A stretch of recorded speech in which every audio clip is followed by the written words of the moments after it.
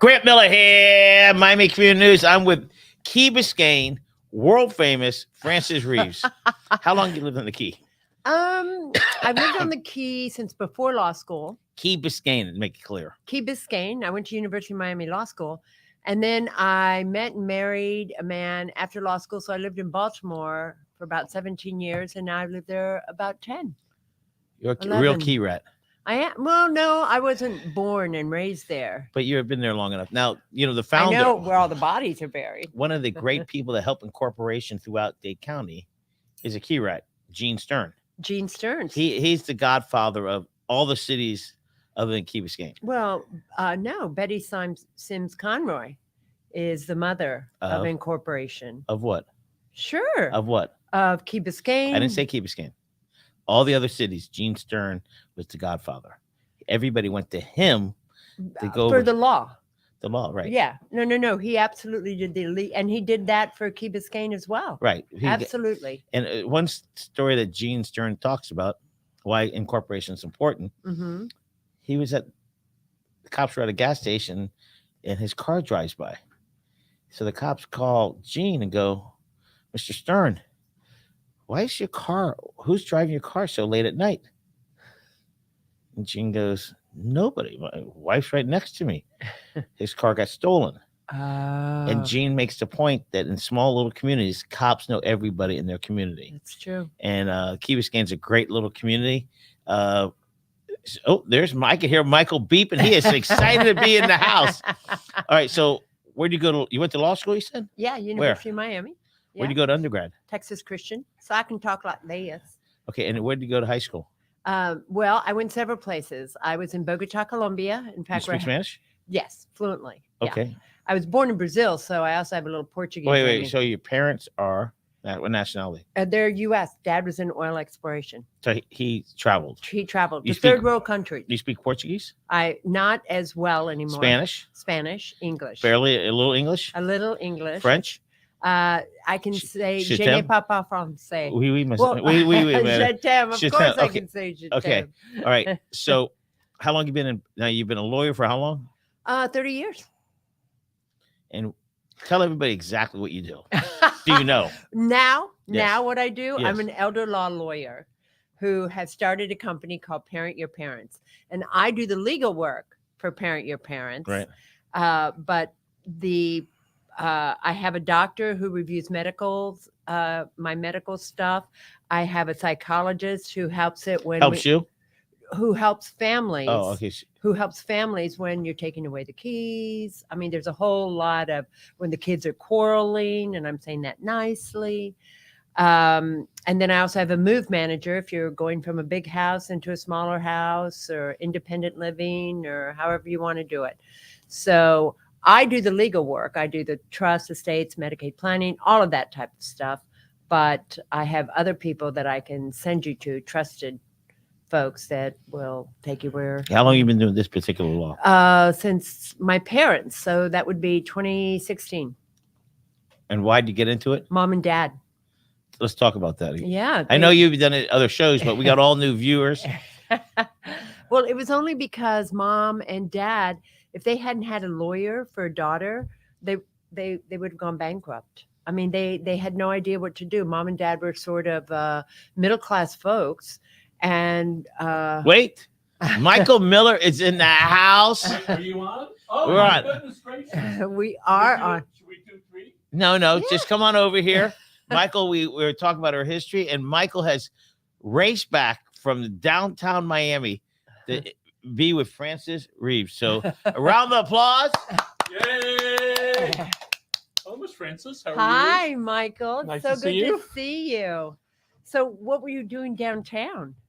We were meeting with some folks in the transportation business. Oh, working okay. on some stories. Oh, yay. And we got a lot of neat public transportation challenges in front of us. Yeah, we sure do. And 2 it's bicyclists were just killed. Yes. And so it's like, how do we go from being a single driver car, right, to public transportation? Yeah. How do we do that in our heads? All right. I live in suburbia. How does that work? All right. Right. And I think that's part of the question. If you live downtown, it's a lot easier. It's a lot easier. Right. But you're a suburban liver. Right. Yeah, so it's a little bit more difficult for you, as is the whole intricacy. And also the other thing transportation hasn't done is kept up with population. I think Brickell is a great example of that. And as far as I'm concerned, that's our government's problem, because when the developers come in and they want to do all these huge buildings, they don't say, well, we need another lane. Right. You know, they never do that. I hate going to Brickell now. And when I go to Brickell, I don't take public transportation. I take private transportation, but have somebody else drive. Yeah, right? exactly. And so I'm not quite sure how this all evolves over the next 5, 10, 15 years, because if you live in suburbia, all right, when is the closest public transportation? And will you do that? All right. What does it take for somebody, you know, in our age group to go, I'm going to go park over here, and then I'm going to wait 5 to 20 minutes for the public transportation, and then deal with during the day not having a vehicle. So it's an interesting phenomenon to watch how we evolve. In the county next month is going to have the hearing concerning intensify the zoning on the busway on the south end, including in some of the cities. All right. Wow. Which is going to create a lot of grief. The county wants to do that so that people won't have to have cars, won't have to, and they can take public transportation. And the county's also diminishing the parking spaces that's going to be required in apartment buildings, thereby forcing people to move in without cars. Wow. Right? But if it's a half a mile from the metro rail, from the rail, right? What do we do, you know, come July 20th when it's like 85 degrees in the morning and it's raining? Well, I mean, you get wet, which you would also do just walking in the heat. Having walked to the courthouse many times when I worked downtown.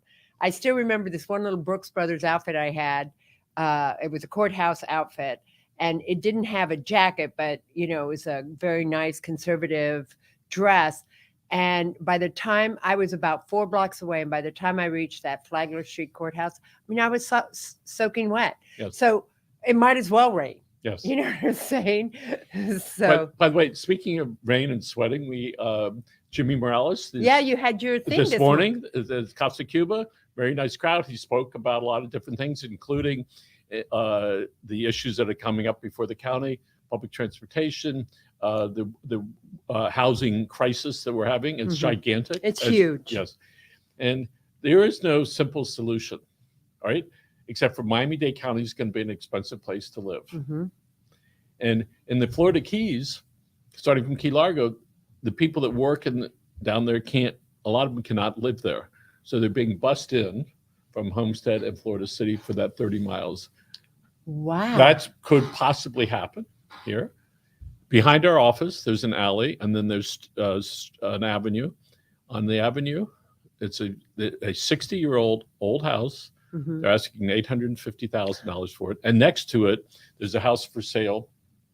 And it has a big sign on it, and it shows this beautiful picture of a 2-story modern white house with big windows, 5,284 square feet.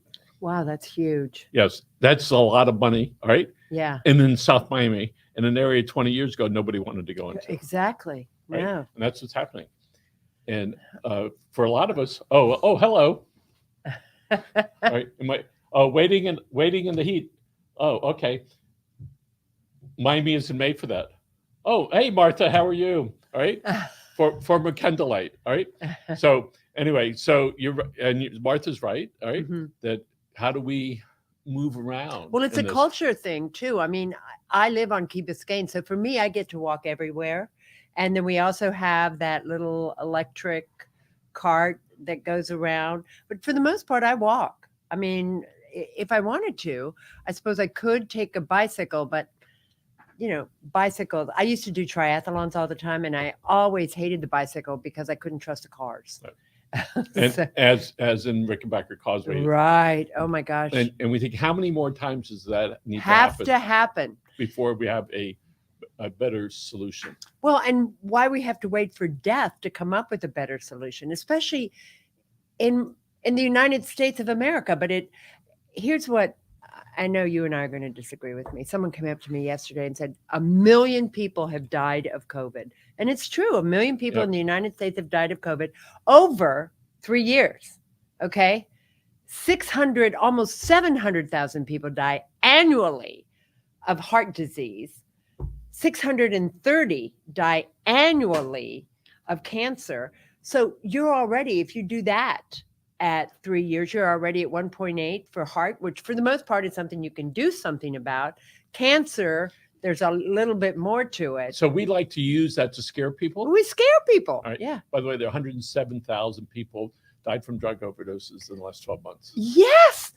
This whole what's that stuff they add to it? It's not. I'm sure it's an opioid, but the fentanyl. I mean, and no one's talking about that. That too is preventable. Yes. So we have, by the way, we have a show called The Addiction Show. All right. Oh. Miller Myers, not related, but he works here. All right. He's been in the program for 35 years plus. So he brings in people in the industry. So our eyes are being opened. All right.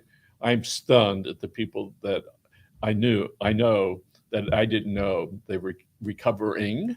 All right. Because I think that's always a process. All right. Right. In that. So certainly opened our eyes that we hope that somebody can be saved. I know a guy who was in a treatment for 6 months, came out 2 months later, back in. Because some people think it's a matter of, well, no, it's a disease process. Right? It is. Right? It is. So you look delightful. Let's talk about some senior issues. Talk about parentyourparents.com and 2 Minute Warning. Well, let's talk a little bit about 2 Minute Warning, because I have a funny story, because it goes straight to Parent Your Parents. And I went to a writers' conference this past weekend up in Bethesda, Maryland, which is right outside of Washington, D.C. And so I met with 5 agents, right? 4 of whom asked me to submit my proposal. Now, all that means is that, I'm going to do this 4 times and nothing will happen. But nevertheless, got to go through the process. You got to go through the process, and I'm fine with that. So, but I'm meeting with each one of these, telling them, my little 5-second spiel about this is a book about living and enjoying it after 60. Yes, you have a question, Michael? I do. Yeah. Because when people are getting ready to go away for a weekend, or they're going on vacation, that's the best time for us here, because they hurry up and they get all the stuff done, so they don't need to do. So they right, and then you go, it's the same thing, exactly. Oh my God, they hurried it up so they could go do something else, and then you think, can we get them to do that 52 times a year? Exactly. When you turn 60, guess what? You're not going to be 120. Odds are less than 1%. So don't you want to live your life? And if you're going to live your life and have a whole lot of fun, then you got to plan. You got to have an estate plan in order. But all that being said, this one, so I'm talking about, just living and how we should appreciate our elderlies more, change the language, blah, blah, blah. And this one woman looks at me. Now, needless to say, she's in late 30s, early 40s. She looks at me and she says, well, old people don't buy books. I'm thinking to myself, who does then? I mean, excuse me, that's your big baby boomers are your biggest market. Yes. She goes, who wants to read a book about elders? And I thought to myself, not you, honey. And I can hardly wait until you turn into one. If you're lucky. Yeah. But Michael, I also learned from the other 4, their big question for me was my platform.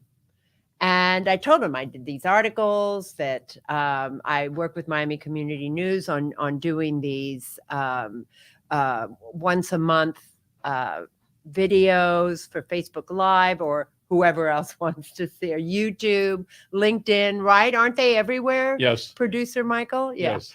And he's Michael too, right? Yes. And that's TOO, not right. But there are 2 TWO Michaels in here. So, and that's when you're writing a nonfiction book, as I am, that's what's important to them, is that you have a platform. So what was that like when you were at this conference of fellow writers, fellow authors? What was that? What did that feel like? Well, I really, I really enjoyed it, because I know exactly what they're going through.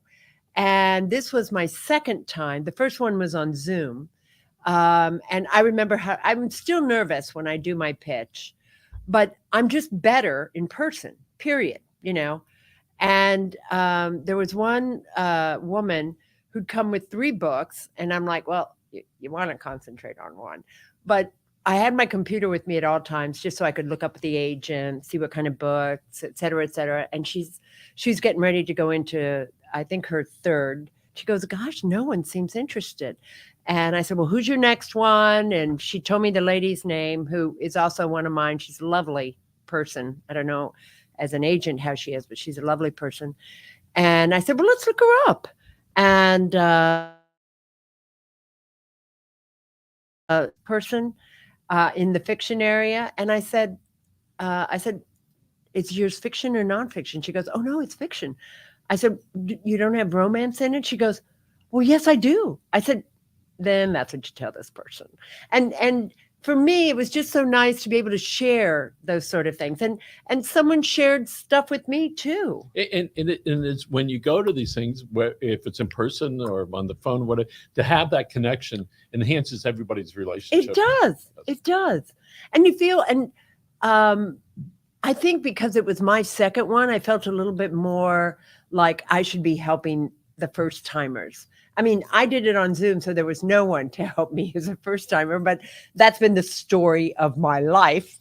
so You're it really, on your own, babe. so it really doesn't matter. But so I totally enjoyed that. And our keynote speakers was this man named Peter Baker, and he has written a book. His next book is about Trump, which he says is really a little too early because Trump's not over yet. But he wrote about one of my favorite folks, and now I'm forgetting his name. That's okay. One of my favorite folks who was a Secretary of State for Bush. But it was just interesting, all the research. I know when I did 2-Minute Warning, there's so much research, and you just become, this font of information nobody else cares to hear about.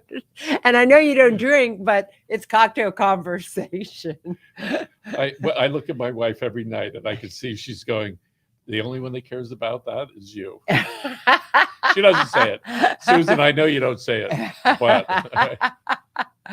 So I enjoyed that.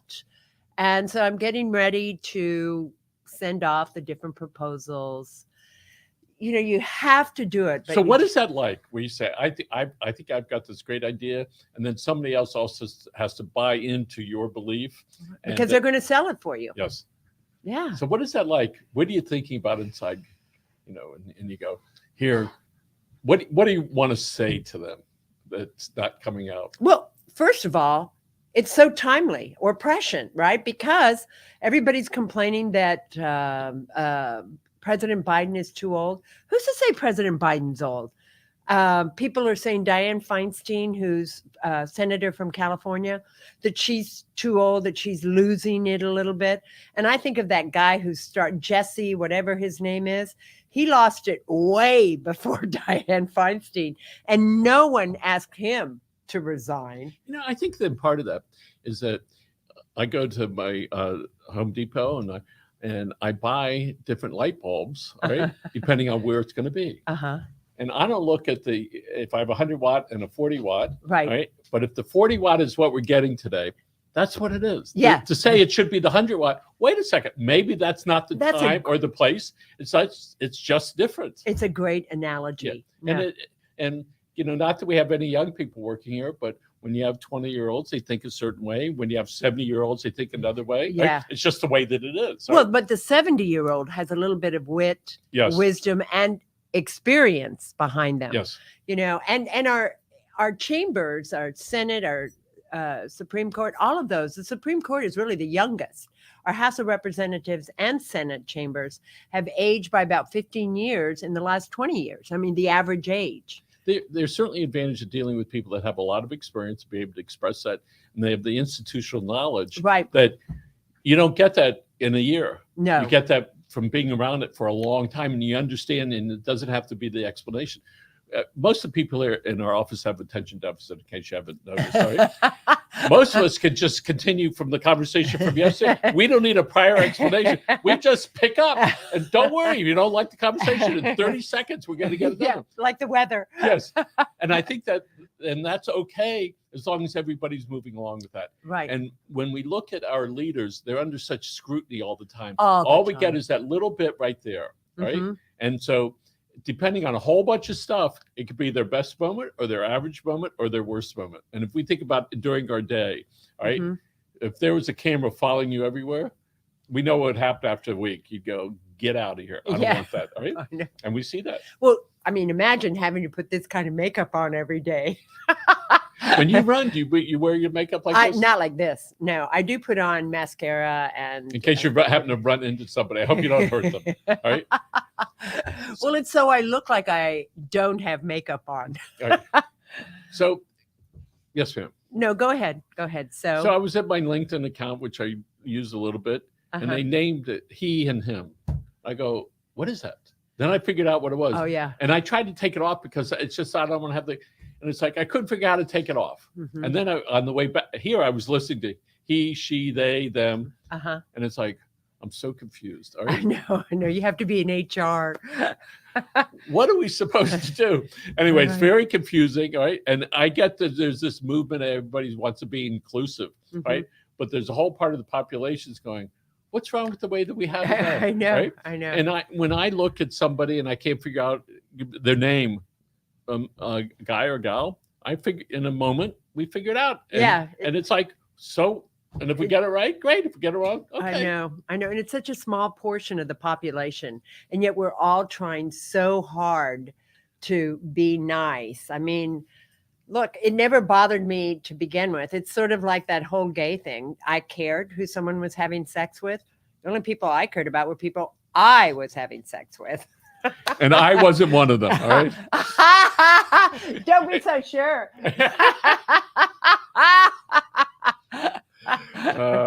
Okay. Susan! Yes. So we have, let's see, we're already to May, right? Halfway through May. Yes. And we're looking towards a new year in a couple months, because as soon as we get to September, right, it's like we turn around and it's going to speed by, and it's going to be Halloween, Thanksgiving, Christmas, New Year's, and we're going to be sitting here in 8 months going, what happened to 2022? Well, and I'm thrilled, Michael, because as you know, I was sued on as a trustee for an account by some very greedy people, but it's over, it's done. And I mean, I'm barely out of that one. And I got sued again because my marketing group, who I contract out to, put a copyrighted photo up. And I'm getting sued because it was my company. And they want money from you. $120,000. And as you know, my husband was diagnosed with dementia last year. So this year it hasn't gotten any better. And in getting involved in the finances, I have found out how much debt he accrued that I had no idea about. I mean, and this is part of the marriage problem. You know, he kept his and I kept mine. I had my law practice. You know what I'm saying? And so now I'm finding a lot of stuff out. And I keep thinking to myself, okay, any moment now. But now I'm just giving up. You know, I know there's a solution. I know I'm going to find it because I do have experience. I do have a wealth of education, and living with someone with dementia is great for the business because that's what I do. I work with elders, and it's just going to be, and hopefully next year or the year after, I'll be able to talk about how hard it is with Medicaid planning when it's your own husband or your own mother or father, which I've already done once. So people do want guidance. They want to know what it's like to talk to a real person that's been through that. Yeah. Right? And I'm a lawyer. Yes. When people ask me, I say, this is my experience. All right. Yeah. You're going to have something may not be the same, but it's going to be in the same genre of stuff. It is. It certainly is. And so I can't remember. I was talking to the attorney who handled my the trustee issue. And we were just, and I was like, I can hardly wait for 2022 to be over because I know I'll have come up with a solution. I mean, I'm either seeing the light at the end of the tunnel or I'll be dead. You know what I'm saying? It's either the train coming at me or I'm seeing where I'm going. And I like to think, because as you know, that's who I am, that I'm seeing where I'm going. And there are solutions. It's always, it's my article. I think I sent you my article this week. It was very vulnerable in that just because there are solutions does not mean that life can't make you cry. You know what I'm saying? You are allowed to have a pity party. You are. And sometimes I do. I mean, sometimes, usually when I'm looking at that gorgeous ocean that I get to walk next to, and I'm just like, oh, if only, when will. But you know what? I have no control of that. It's like my husband, I'm wife number 2. It's like my husband's family. I mean, they're blaming me, of course. And why are they blaming me? They don't want to blame him. I didn't do any of this. This is his genetics. It's what he did. But I've just got to get over it. There's nothing I can do about that. And so, you just take one step ahead. And in 2023, someone else is going to be going through this. I'm hopeful that I'm not still going through this. Well, you have 6.5 months to clear it up, baby. No, can you help, please? So, and that's why going to something like the Writers' Conference is so great, because it's like, okay, I have a lot of strengths, and as do you, as does the other Michael in this room, although he's so much younger. Listen, Cougar. Grant and I were talking about that before the show. Son of a gun. What a surprise. So often people, younger people are looking for some guidance, and lots of times they just watch, and they're not necessarily you doing something, all right, for them, but they see how one behaves. Right. And we see it with our children. Yeah. Yeah. And 20 years ago, my son, who's now getting married, or is... Yes. And so he says to me, how come you don't get along with your father? And I said, so he recognizes that. So he's wondering about me. He's wondering about him. And perhaps he was wondering about himself. Yeah. So I spent the next 6 months trying to get along better. And there's one of the great football coaches, I forget his name, A Man's Greatest Hours, when he's laying on Vince Lombardi on the battlefield victorious. 6 months later, after trying, I go back to, hey, so I said, listen, son, remember you asked me about, he goes, what are you talking about? So I reminded him, but it stuck with me that you realize that he was looking to me and that whole lineage. Yeah. Does that mean, Dad, this is why I said that I'm going to have that relationship with you? Cat in the cradle, Yes. right? The cat in the cradle syndrome. And so I think it's our obligation to try to make those things better when you can, all right? So Michael, I mean, how often have we discussed how my mother and I were oil and water until she absolutely needed me, at which point, I got over myself. I mean, this is my mother, but for her, there would be no life, and I'm so happy we did, because she died and I had no regrets. That's the issue, but it's again, just like everything else, it's not that it's easy. It's just that it makes it better. You become the better person. Yes.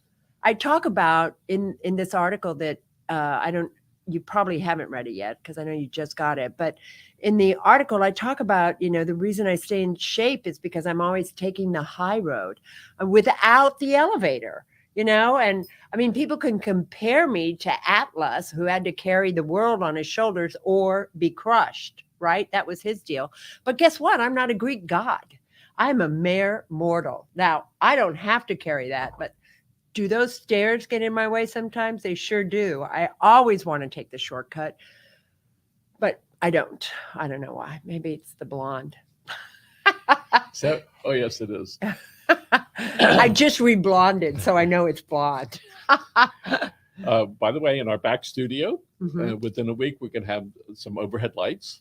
Rather than floor, so maybe in a couple weeks we go back there. We can go back there, yeah. And due to Michael's expertise, we also are able to turn off the overhead lights, and it'll be a little bit different environment. It'll be a little softer, and we're really looking forward to it. So next time you're here, we'll try. We'll to do try it in that. Yeah. So- Yeah.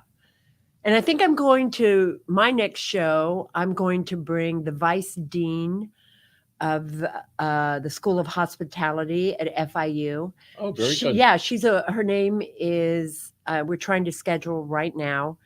Her name is Diane Newman, and she's an elder, surviving with all those kids who she loves and adores. So the hospitality school they has is nationally recognized. Yeah, it is. Yes. It's a nationally Yes. recognized school. No. We went, there was a class who was graduating. We went to a luncheon that they do. I guess it's Right.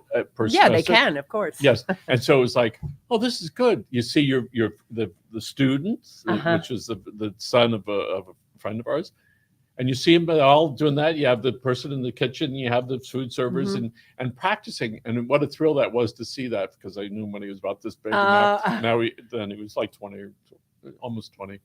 And so my hat's off to FIU for doing that. Yeah. No, they do have a nationally recognized school. And one of the man in charge of alumni relations, his name is Rocco, and I'm forgetting his last name, but he was a Cornell guy, but Another great school. Another great school. And because he moved here, really got involved with FIU and their hospitality and is now the man. See? Yeah. Who knew? Yeah. No, it's great. So I was thinking the other day, FIU in 72. Is that you? Oh, wow. I I was TCU I was a little behind you. Not much, but a little behind you. When I went to school there, was pass fail and all the first 2 years, It was the second 2 years. second 2 years. Yeah. That was when software for a computer. What is software? I know, remember. It's like, And remember the cards that you had to stick into computers? Not that I did that. I dated a guy. I was always pretty good about dating men who were smarter than I was. so I think, what else we got? You got your done. book, parentyourparents.com. People can find out about ParentYourParents.com. I'm Right. here, ready to help you in any way, shape, or form. I'm always available just for consultations, of course. I don't charge for those. I don't, because I don't know that I'm going to be able to do any work. So we know people need direction, especially if they haven't been through it before, Right. right? They just need, okay, what's the first step, the second, and the third? And people want to know that they're not alone. Right. And we're all boomers. I mean, the difference between the boomer generation and Gen Z, which is after millennial, it's millennials who are the lower generation, and Gen X. Gen X and millennials are, oh, no, I'm wrong. I'm sorry. Baby boomers, Gen X is down here like 15%, and then millennials are just like 0.2% higher than baby boomers. And they're in their 40s and early 50s. Spring chickens. Yeah, spring chickens. But what's amazing is that boomers are still working. I mean, I was in a store the other day. Actually, I was getting a notary signature. And this woman said to me, she goes, well, if you guys would get out of the way, you'd give us more jobs. And I thought, what an entitlement, right? I don't have to work for my job. Frances had to work for her job.